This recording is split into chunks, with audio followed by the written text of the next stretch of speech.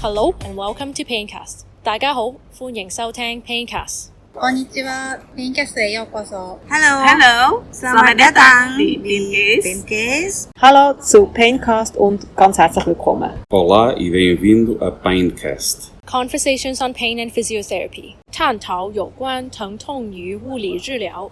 Gespräche über Patienten und Schmerz. Una conversación entre dolor y fisioterapia. שיחות על כאב ופיזיותרפיה. You just heard the Paincast opening line in 9 languages. I had the privilege to attend and present at the World Physiotherapy Congress in Tokyo, in Japan. There were more than 4,000 participants from over 100 countries. This episode contains 8 interviews I did at the conference. I asked physiotherapists from around the world about pain. I think you enjoy this worldwide perspective, especially seeing the common themes that unite us as a profession. Because these are live interviews done on site, please excuse the background noises. Finally, if you like this episode, episodes 8 and 25 are similarly interviews with clinicians about pain you would enjoy.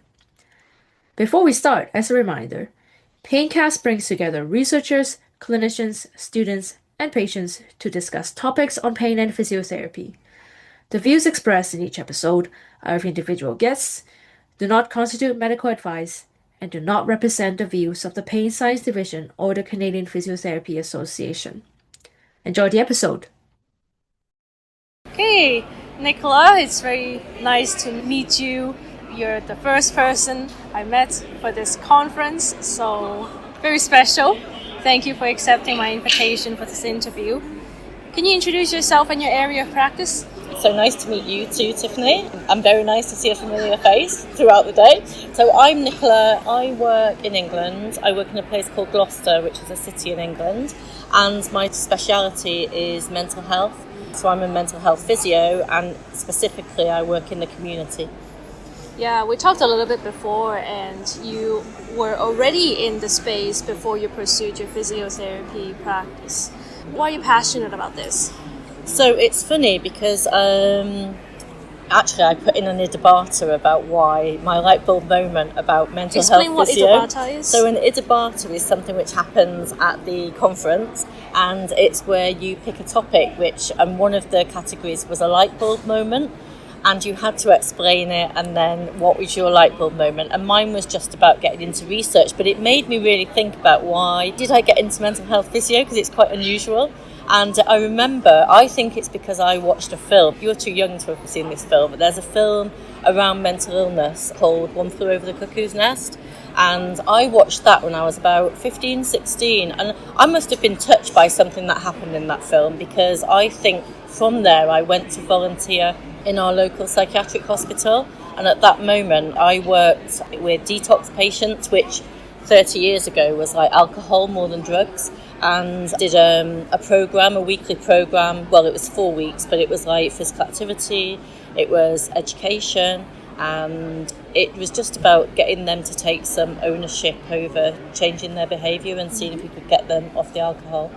Not always successful, which is quite common, but you know, for every one result you do get, it's worth doing the programme. Getting back to the story, I just fell in love with mental health, and I just thought, one, why are these people being locked away in an institution? So in Gloucester, where I am, people now have moved out into the community, which is a positive thing in some ways, and people might think, well, that's positive, but actually, because of the stigma around mental illness, they still are quite isolated in their homes and suffer from loneliness. And so for me, I'm just passionate about getting these individuals who are fantastic characters. When you meet them, you know, they've got such fantastic stories behind them, but one, they never get to tell them, and two, they never get to fulfill their whole life story really, because of the stigma around the mental illness which they suffer.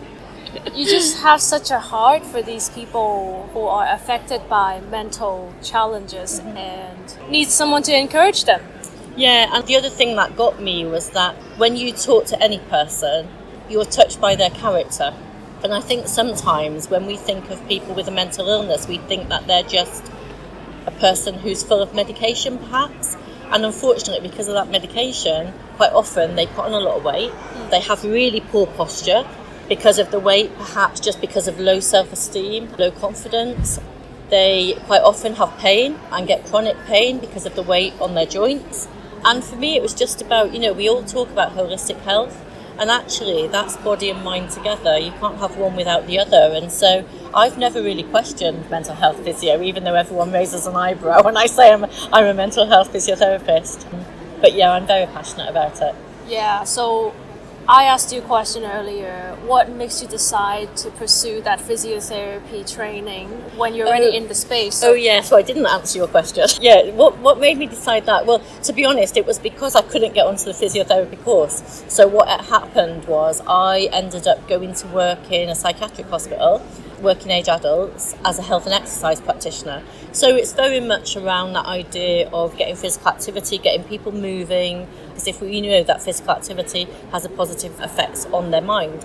I've always thought you need to have those physio skills in mental health, because as a health and exercise practitioner, I could do activity alongside people, but I felt there was more to it. And as I've said before, that idea of the obesity, quite often being overweight, that idea of that chronic pain, issues with pelvic floor, breathing difficulties. I just could see the need for physiotherapy skills, particularly assessment skills, in order to make sure that we could have a management plan and make sure that they were able to lead a good quality of life.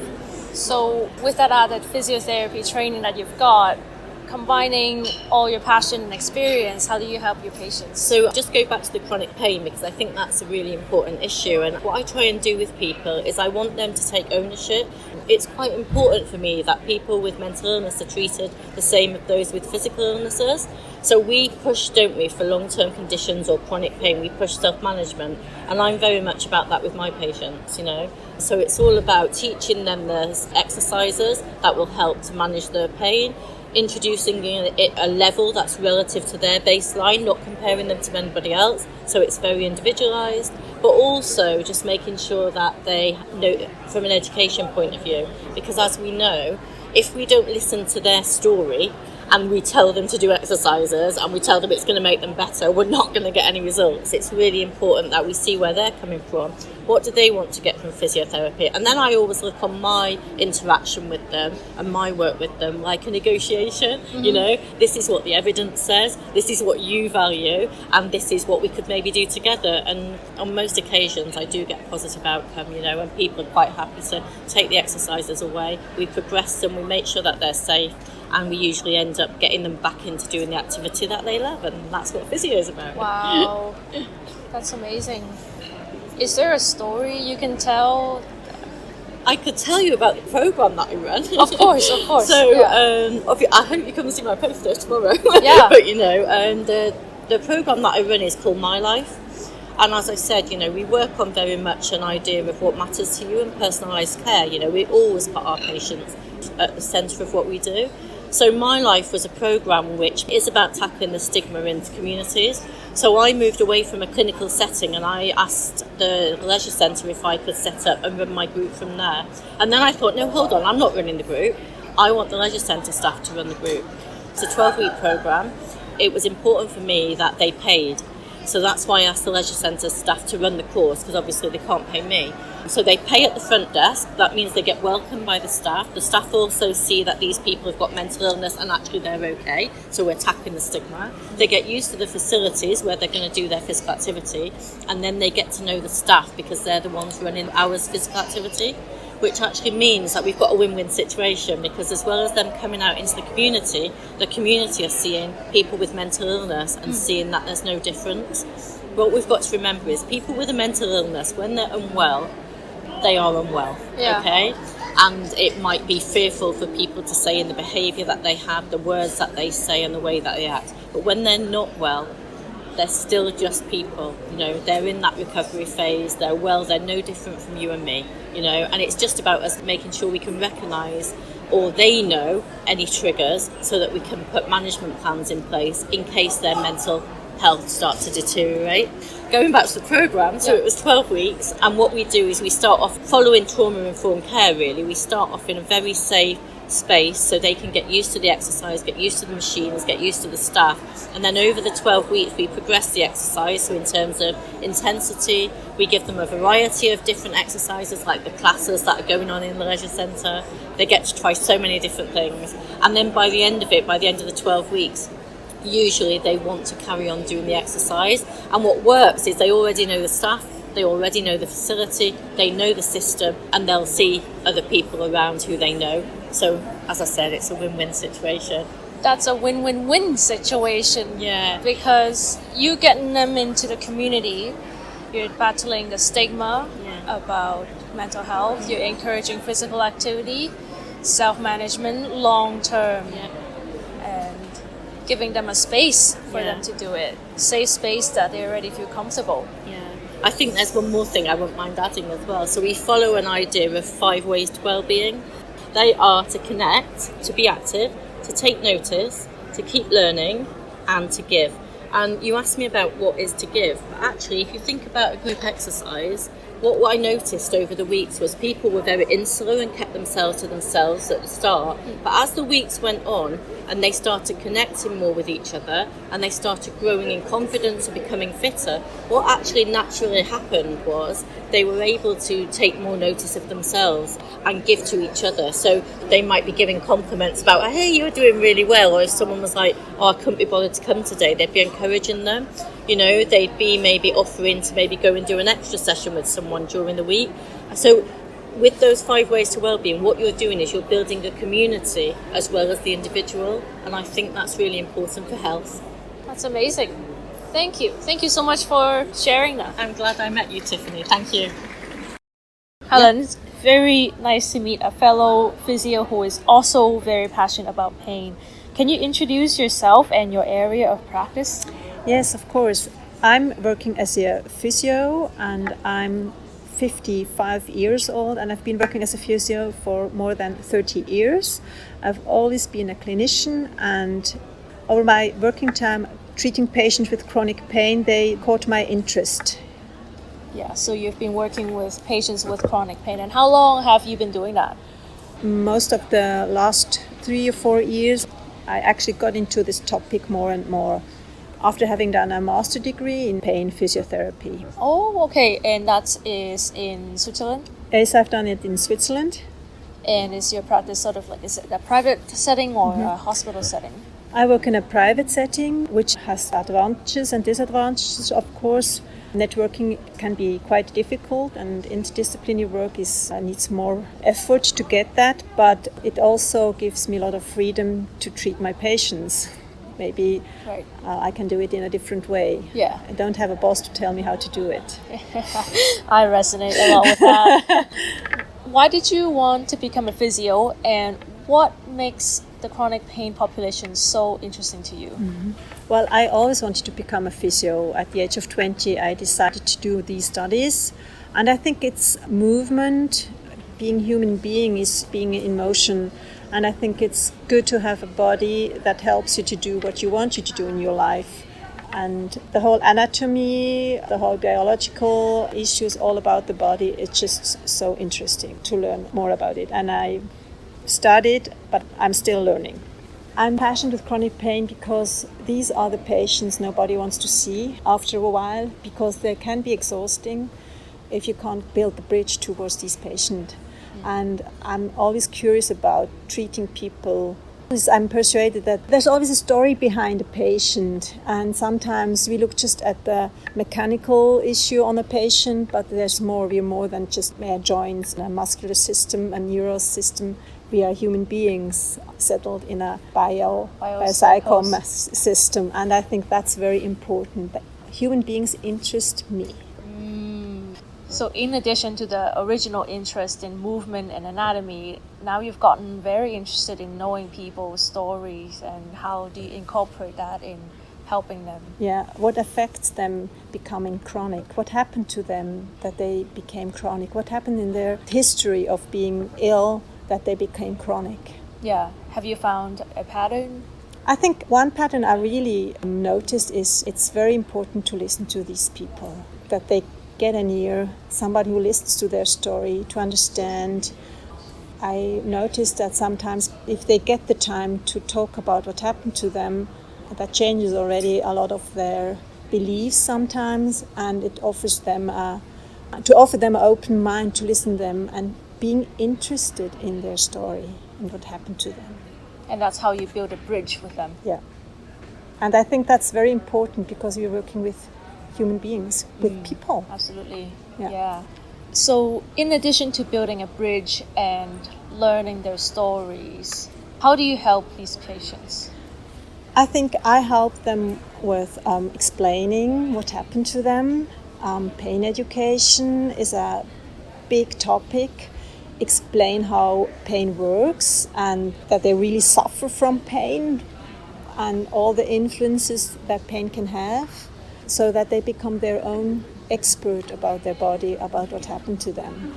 So if somebody understands what happened to the person, then I think that's a big step forward, and give them resources and to believe that they've got resources in themselves to change things. So, with the education, you're empowering them Yeah. and giving them hope. We talked about this earlier. Hope, and it's also understanding how our body functions, to learn about it, so they become experts, so they know when I go into movement, I activate my endogenous pain-killing system, and that they've got resources they lost. And sometimes it needs other disciplines like psychologists, or sometimes it needs painkillers at the right moment to help somebody to help overcome strong pain, but it needs a good network as well. So it's important for me also to do interdisciplinary work with these patients. I can't do it on my own. Yeah. What are some challenges you have faced? Well, it's the issue of time, having time for these patients. In our system, I actually have only 30 minutes to treat these patients. But if they come and see me, they usually come because they know, oh, there's somebody who's got a bit more expert knowledge. I'll take more time for them. And it's the time, it's not paid actually. Yeah. That's political, socioeconomic issues, which I think if they were handled in the beginning in a different way, we could save a lot of money. Yep. And we talked as well earlier, you're interested in studying how do we prevent chronic pain? I think to realize that there are certain groups that are more tending into becoming a chronic pain patient, to evaluate their history, what happened to them. I mean, there are lots of questionnaires you can use to see if they tend to have yellow flags, and if you see that, they need other treatment. Yeah. What are some current steps you're taking in developing this area? I'm actually joining a group in my home country. It's university hospital. I join there because they have the topic of prevention of chronic pain. And it's in my daily work. If I've got somebody with low back pain and I recognize that there are yellow flags, I treat them differently. Maybe it's hands-on, maybe it's hands-off, but I treat them differently to prevent them coming into this chronic pain path. Yeah. So it's both. It's also preventing in my daily practice. When I see somebody young, a young 20-year-old girl, I hear yellow flags, I treat her differently. Yeah. Just recognizing risk factors, patterns. Yeah. Phenotyping. Phenotyping, that's it. Yeah, that's right. Thank you so much for sharing. Thank you for your time. Hi Mio, nice to meet you. Nice to meet you, Tiffany. Can you introduce yourself and what do you do in physiotherapy? I'm Nagano Mio, and I'm working in neurology, like Parkinsonism. Yeah. Parkinson disease. Yes. Yeah. And you're working in Japan, right? Yes, I'm working in Japan. Yeah. Why did you want to become a physio? When I was in high school, I tore my meniscus and had to see a physiotherapist. And you had a good experience. Yes. That's great. So, do your patients have pain? Yes. What kind of pain do they have? Parkinson disease patients complain of pain all over their body due to difficulty in moving, especially off time. Yeah. And how do you help them? We teach them to increase the range of motion of your joints when you are in and maintain that range. This will make your the normal movements easier. Yeah, so having better movements and more range of motion helps with the pain. Yes. Awesome. Thank you for the interview. Thank you. Edgar, it's very nice to meet you today. We met each other at the subway, hopping on the wrong train together. Yes, but was an interesting conversation that we had. Exactly. So introduce to our audience who you are and what you do. My name is Edgar Hernandez. I am from Colombia, South America. I am physiotherapy from the Rosario University in Colombia. I have my specialization in intensive care unit physical therapy, my master's degree in epidemiology, and my doctoral in biomedical science and public health. And to be here in Japan is, oh my gosh, a good experience. Yeah. So your expertise is in cardiorespiratory physiotherapy and you do a lot of work in the intensive care unit. Why are you passionate about that? At first, I decided to be like a sport physiotherapy. But when I was in the university, I realized that cardiorespiratory has a broad spectrum of work, intensive care unit, rehab, cardiac rehab, pulmonary rehab, and I decided to do my specialization in intensive care unit, and my main area now is intensive care unit. Why decide this area? Because I found that the patient in intensive care unit need more help than in other areas, and I are in the border of the live and die. That is an interesting role to work like a physiotherapy. You love your job from what I love. It's my passion. I say my passion is the physiotherapy, and my second passion is to teach my students in physiotherapy. Yes. So when we talked earlier, you said you also do a lot in the respiratory side of things. Can you elaborate a bit more how the intensive care unit works in Colombia and how that two roles sort of combine together in one care professional? Yes, in our vision in Colombia, we start to work in physiotherapy in the intensive care unit at first only in the musculoskeletal area. But we realized that the patient needs to breathe at first to have a better function in the muscle.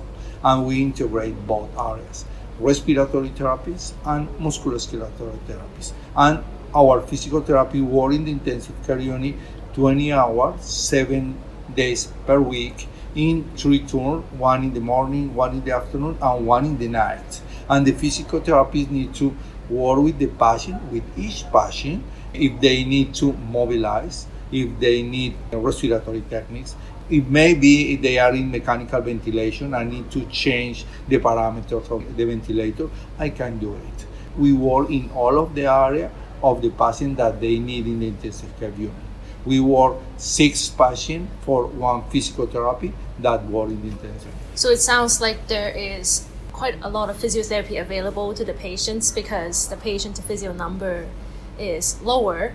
Yep. And as the physio with the expertise of respiratory therapy, you can also assist with the breathing side of things and the ventilation side of things as needed, so they can get a bit more help in that area more frequently. Is that right? Yes, because if I have 1 physiotherapy for 6 patients, they have the entire morning to work with these 6 patients.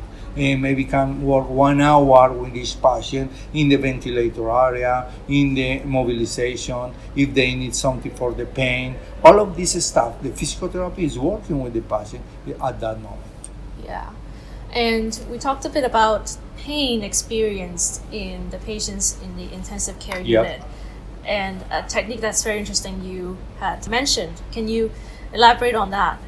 Tell us about that. We work in 2 main areas. One is the emotional support for the patient and the family, because pain is based on emotional things, and the patient at the intensive care unit are alone, and the patient is intubated, and they have a lot of connection, and sometimes this emotional part can put the patient anxious and the pain increase, and we work in this area. And the second area that we are working is in breathing, because for us breathing is the main thing to decrease the pain. We have 2 techniques to work. One is the hypopressive breathing, and the other is the controlled breathing patterns to try that the patient breathe normally, trying to increase the volume and decrease the tension and the anxiety that is to be in the intensive care unit. And with the hypopressive exercise, we were trying to change the volume patterns in the breathing, increasing the work of the diaphragm. In related with that, we are doing ultrasonography measurements.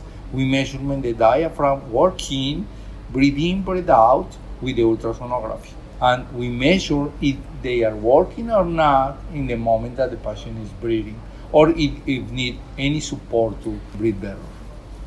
Oh, so when you're doing the hypopressive breathing, you're simultaneously using the ultrasonography. Yes, it's a technique that we are using in Colombia. We use two measures, respiratory measure and musculoskeletal measure. The respiratory measure, we can see the diaphragm and the lungs breathing and how they are moving inside in the chest. And also we measure the change of the muscle in the skeletal area. For example, the quadriceps, the biceps, and we see if the muscle is changing because of the patient is immobilized. Oh, so what do you do with the information from ultrasonography? Do you give feedback to the patient on how they can control their diaphragm? Is that how it is? Yes. We have two, we call POCUS, point of care ultrasound. Point of care because we are doing care of the treatment that we are doing with the patient. Because this is the name, point of care. Because when we are doing the treatment, we can see if the diaphragm is working or not. The ultrasound gives us the measure of the movement of the diaphragm, the expansion of the lung volume, and we can tell the patient if they need to breathe more or less depending on the ultrasound. Yeah. Explain and elaborate how breathing and manipulating the movement of the diaphragm helps with pain. Because we say that like a physical therapist, we have 4 elements. One element is energy, the second element is movement, the third element is motor control, and the fourth element is muscular work. All of these elements need to be combined. And respiratory is the energy. The way that I produce energy is with the breathing. And when I have control in my breathing, the produce of energy can be better for the patient. That if you breathe, controlling your breathing, you can decrease the pain. Yeah. Some psychologists and some counselors in USA, for example, use the breathing to control anxiety, to control tremor, things like that. Yeah. So we talked about emotional support, assisting or facilitating breathing, and finally, I guess, movement is a big aspect, right? So what's the relationship between movement and pain in the context of an ICU? One of the things that we have in the intensive care unit, in some units around the world, is the patient is sedate. They have a lot of pharmacos that make the patient be quiet, alone, and don't move. We found that we have the patient in this process. We are going to have change in the muscle, and if the muscle change, the patient decrease the capacity of movement. We have a study what we follow the patient 1 year after it was discharged of the intensive care unit, and they don't recover the mobility because of they were immobilized. If we mobilize the patient at first and make the breathing active, we see that the patient can be more functional and the pain decrease. Because if I am quiet and if I don't move, the pain increase with the patient is intensive care unit. Yeah. Any challenges you face in your work? Yes, I am a researcher and I love to do research. And my challenge is to try to make a follow-up in the patient outside of the intensive care unit, looking what happened with him after the unit, what happened with the emotional part of him, what happened with the movement and the function.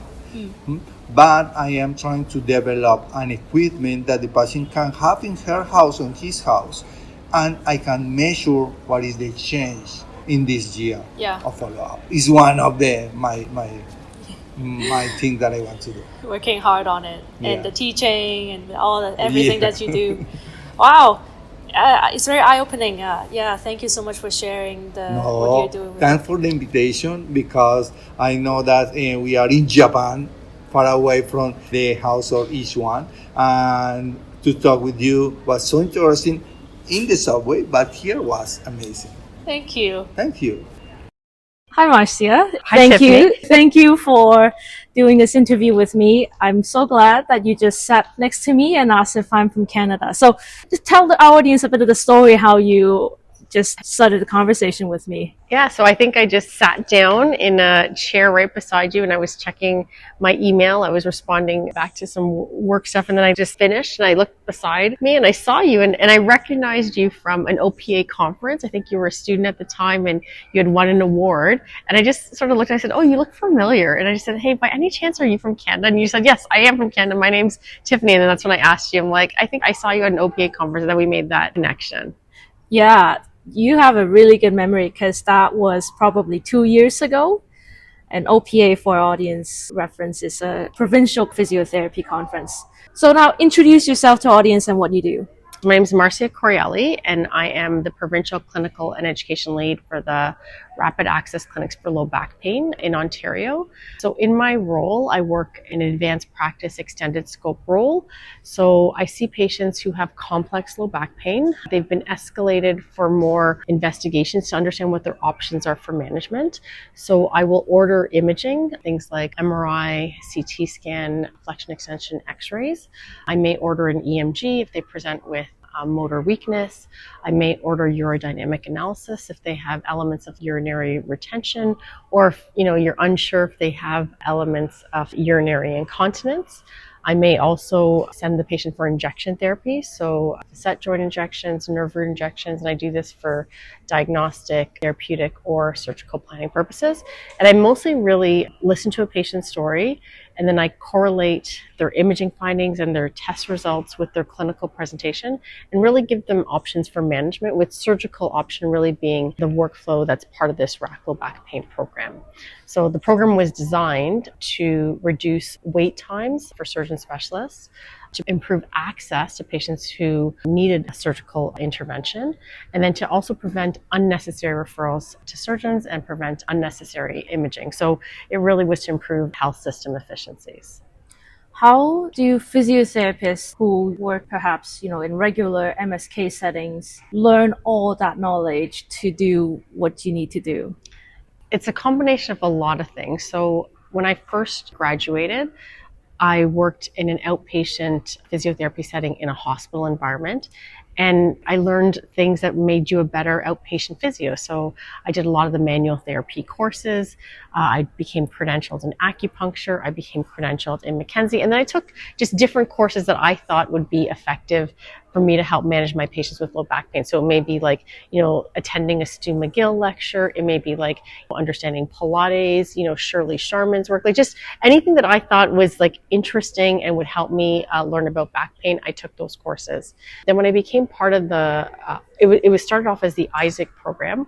When I became part of the Isaac program, there was really that skill set of how do you manage these complex low back pain patients. And I had some of that skill set already, but then I learned some of that skill set through the program. So through the surgeon I worked with, Dr. Raja Ramprasad, he did a lot of that teaching and mentoring to upskill physiotherapists and chiropractors who are part of this program in this advanced practice role.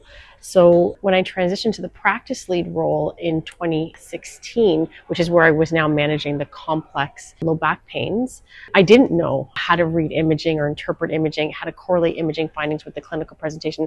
I didn't understand surgical planning for low back pain. I didn't understand like injection therapy in terms of risks, benefits, prognosis, or even what levels to inject. So correlating the imaging findings to then order the appropriate injection therapy. So I learned that actually through our program. So with Dr. Ramprasad's mentorship, I learned a lot of this skill set. And I did try to seek this out could I find a radiology course? Could I find a course on advanced practice specifically for spine?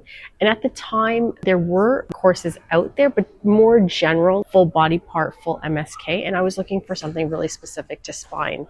So Dr. Ramprasad and myself actually identified this as like a learning gap for physiotherapists, and we created specific courses for physiotherapists and chiropractors who are in our program to upskill them in this knowledge. So we've created radiology courses, we've created case studies, we've created courses for injection therapy. And so this is how I personally have upskilled my knowledge level in this role. Yeah. So you've been in this role for quite a long time.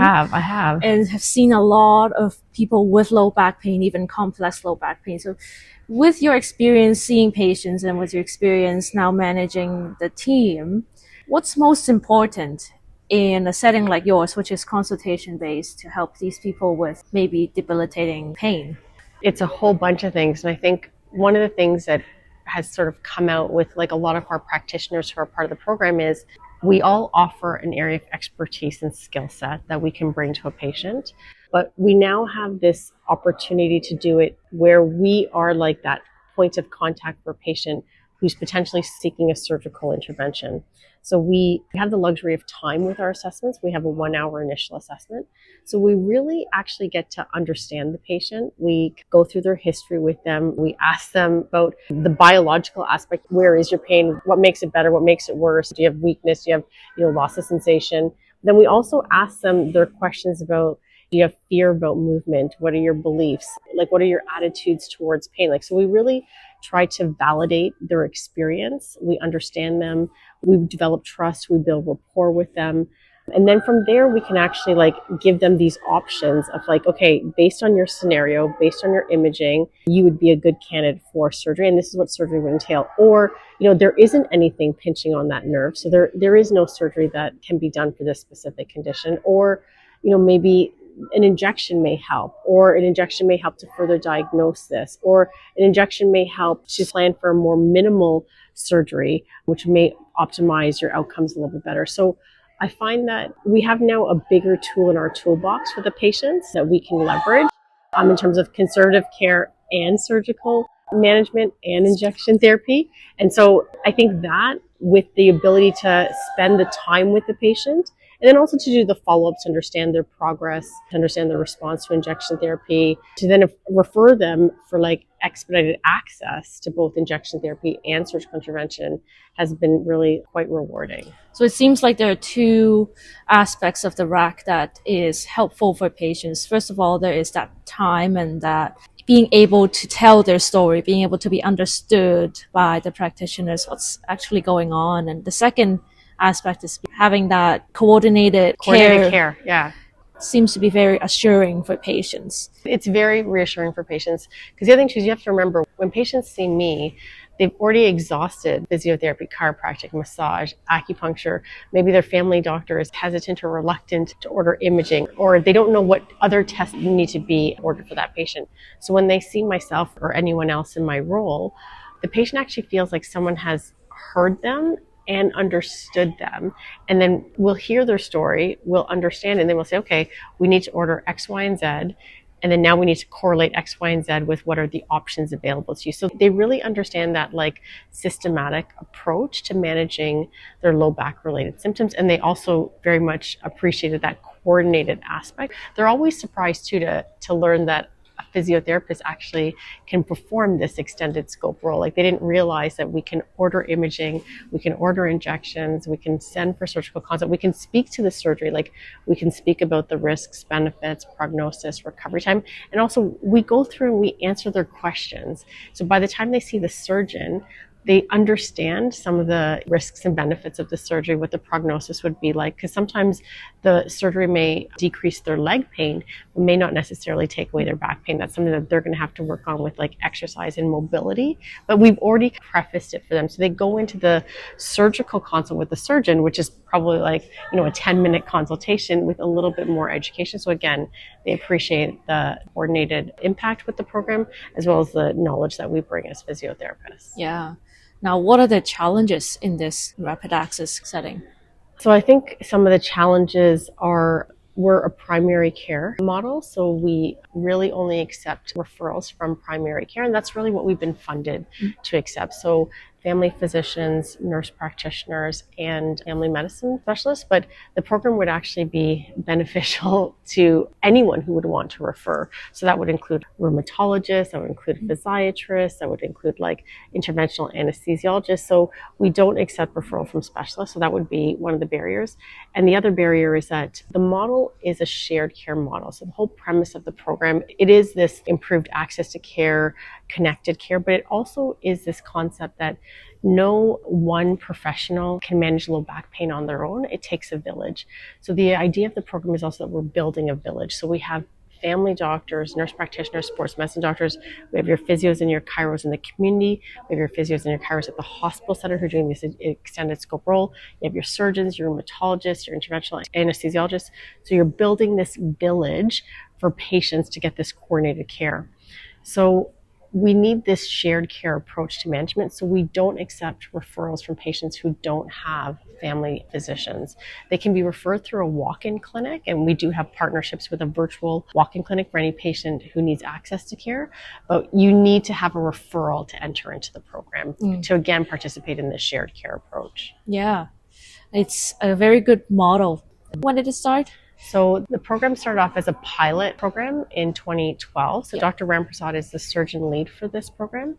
And his premise was that really we need to decrease the burden of low back pain. So again, decrease unnecessary imaging for low back pain, decrease unnecessary referral to specialists, improve access to specialists when appropriate, and then to increase both the patient and the provider experience with low back pain management, and then overall to create a model of care that can be replicated across all of MSK. Like those were his initial intentions back in 2012. So I actually remember when I applied for the position, I was just looking for like a part-time opportunity. I just wanted to do something one day a week. And, you know, when I walked into the interview, like I heard his vision, I heard his explanation, but I started asking questions like, so how many patients do you think I'm going to see? And he's like, well, I don't know. How do you think this is going to work? I don't know. And then we kind of kept talking and I realized it really was a true pilot. One of the things that I wasn't sure about in the beginning was it's a consultation-based model. So I had been used to doing regular treatment on patients, and I really did have to switch my focus, because when I started I thought like, okay, like I'm going to see this patient, I'm going to do a comprehensive assessment, I'm going to prescribe, you know, a handful of exercises, and then I'm not going to follow up with them for 6 weeks. And I wasn't used to that because I'm used to providing patients with guidance, reassurance on like an ongoing basis. And I wasn't sure if this model was actually going to work. And then 6 weeks later, patients would come back and surprisingly, they would be better. Like they would actually say like, okay, I've done those exercises. Okay, I'm ready for the progression. And that would happen. And for other patients, you know, maybe they didn't get better. And if they had leg dominant pain, that's when I would escalate them for further investigation. So I really realized the role that consultation can have, but also really the impact of empowering the patient to be in charge of their healthcare, to do self-management. Like I really understood that when I became part of this model in 2012. And this was before people were actually talking about self-management and empowering patients to do that. I was still part of that stream of like, you know, treat the patient like twice a week. So that was one of my biggest learnings, which really gave me that buy-in to learn more and be part of this program. Wonderful. Thank you. Thank you so much, Tiffany. Hello, can you introduce yourself and what area of practice do you do? Thank you. I'm a woman health physiotherapist, such as cases of pelvic pain, pelvic floor dysfunction, and complaints during and after pregnancy. What's your name? My name is Rosi from Bandung, Indonesia. Rosi. Okay. Yes, hello, introduce myself. My name is Leila. I'm from Yogyakarta, Indonesia. My subject is pediatric physiotherapy. Wonderful. Very nice to meet you too. Nice to meet you too. Do your patients have pain? What kind of pain your patients have? Yes. My case is pelvic floor dysfunction during and after pregnancy. Yeah. And how do you help them? we do a specific exercise Yeah, for women health physiotherapy cases. I see. Yeah. Yes, I'm pediatric physiotherapy. My patient is case like cerebral palsy with pain, and I give provide exercise and patterning and movement to children. I see. Yes. Thank you. Yes. Welcome, my pleasure. Lily, it's my honor and pleasure to meet you yesterday at the conference party, and I'm so excited for this opportunity to chat a bit more with you. Can you introduce to our audience who you are and what you do? Yeah, well, thank you, and it's a pleasure meeting you and getting together on talking physiotherapy. I'm Nirit. I'm a member of the board of World Physiotherapy. I'm also active in the European region in working groups, the cancer working group, professional practice. I'm a manager, I'm a researcher, and I'm a clinician. I still have quite a few hours a week doing clinical work, which is what I like. You wear a lot of hats. Yeah. Why are you so passionate about physiotherapy? Well, that's a good one and a hard one. It's a connections. It's helping people get better. I think it's very rewarding for the physiotherapist as well. And I think I'm an activist by heart, so that's where my international work comes from. Yeah, let's get right into it. Activist by heart, what are you advocating for, and what drives you into being involved in the international work? Just advancing physiotherapy was the first issue, both in Israel and in the European region. And then, you evolve in your profession and you start getting ideas. And I think, like many people, physiotherapy should change. And I think I can have a say in that and try to help it happen. And then you become passionate about a few things. Cancer is one of them, cancer rehabilitation. I saw the potential and there was nothing around. So I said, okay, that's a good place we can work. And we're doing a lot of things. So it comes from, just wanting to do things better. Yeah, and getting people together. Yes. It's so obvious, yet it's not easily done. Yeah, now in the Israeli region, what are some of the priorities or opportunities that you're working on? We have, in the European region, we have thematic groups, which are groups dedicated to advancing one theme. So the cancer rehabilitation is really, really, really advancing. We've had a lot of work done. We published a position statement. We did a lot of surveys. We, of course, cooperate with the IPT Hub, the World Physio Special Interest Group. And I think we have a lot of webinars. They are going to have some courses. So I think we are really changing the space. There are a lot more cancer rehabilitation services out there because of that work. And so that's probably the main thing. I think in World Physio, we need to find ways to get more people involved in World Physiotherapy work. People like you do the social media or the podcasting, do what you're good at. And a lot of smart people out there, very experienced. We need to get them to think about the big issues in physiotherapy, like Right. where we're going and things. NCDs, it's all out there. Yeah, So what does the board of World Physiotherapy do? Well, the World of Board Physiotherapy is a board of trustees. So there is an office that works about a lot of representing physiotherapy in the World Health Organization, things like that, and organizing congresses like this one, helping the regions and special interest groups. And there is a lot, there is quite a bit of administrative work. I think we are getting to do more of the things that will create more impact, which is, like cancer. There are probably a few issues we can advance, and we are doing it, getting a lot of the players together. So the regions, the special interest groups, and some of the member organizations, getting to actually create a change or an impact. It's like a hub of connection and delegation. Yeah, and connecting people and connecting, you're in touch with that and with all of them and trying to make the whole thing work. Yeah, and with everyone trying to make things better, like you just said. Yeah. Now, onto your researcher hat a little bit. You have done some pain research, and are you doing... I didn't do pain research, no. I did motor learning research. Okay, motor learning. But I was very interested in pain, did all the courses, read all the books, went into physiology. Max Zussman was a friend, a mentor, whatever, things like that. But then, after a while, you see, you go further, you see the big picture, right? We are helping a patient with pain. We sometimes, I used to look at the details too much and miss the big picture. What are the details that you were focusing on? All the neurophysiology and all that. Yeah, how it works and it's not. I mean, it's important. Obviously, it's important, but we really need to keep our eyes on big picture, which is a patient, which is a person.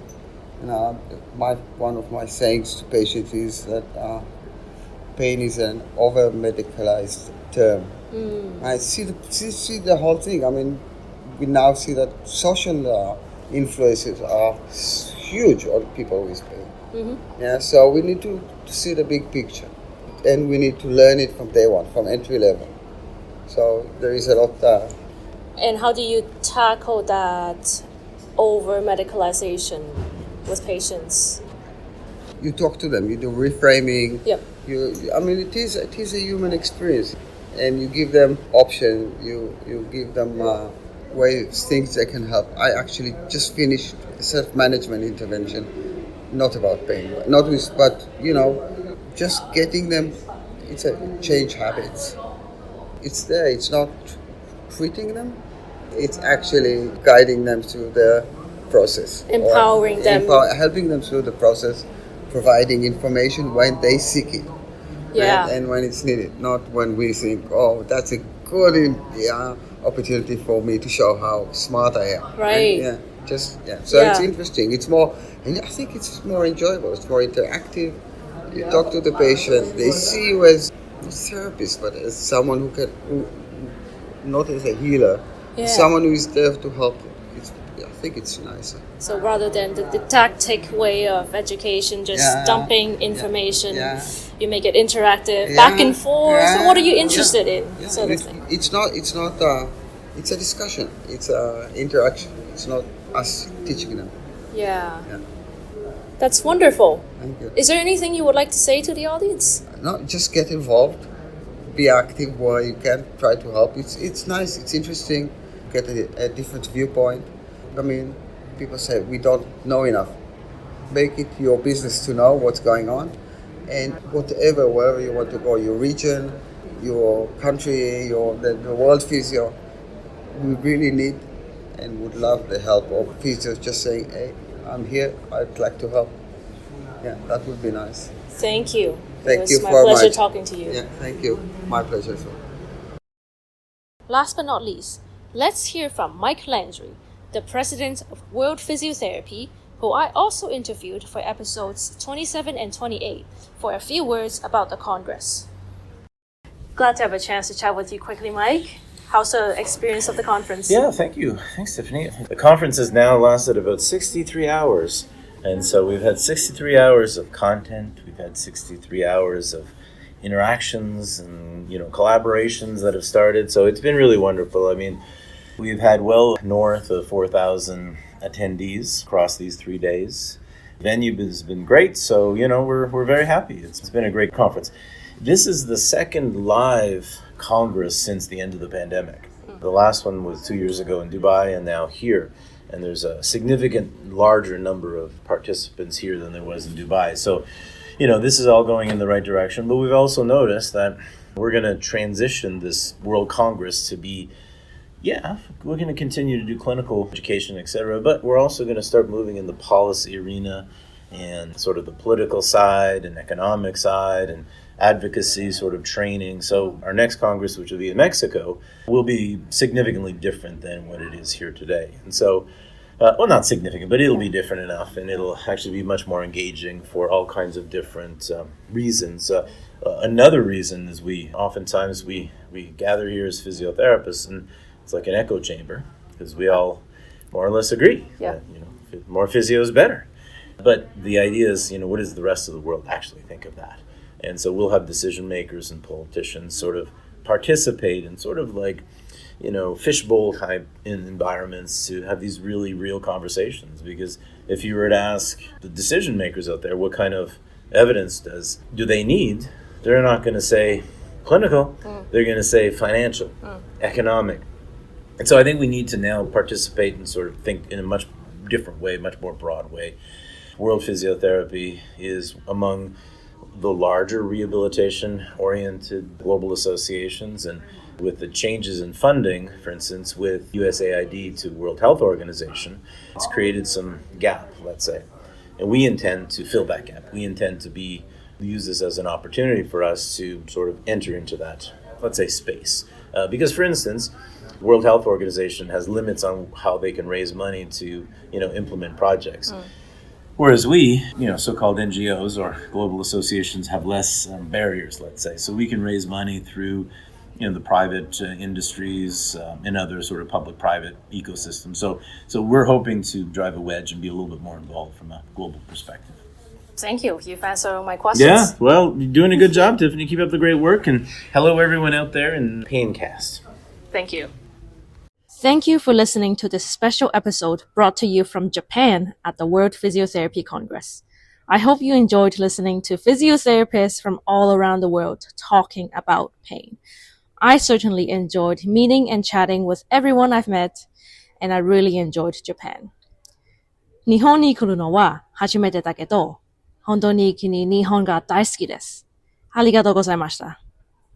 To continue to support Paincast, I encourage you to follow us and give us a rating on any streaming platforms and share about us with your network. Follow us on Instagram at paincast.psd, where you'll find bite-sized knowledge in 1 to 2 minutes. You can also use the feedback form linked in the show notes to help us improve.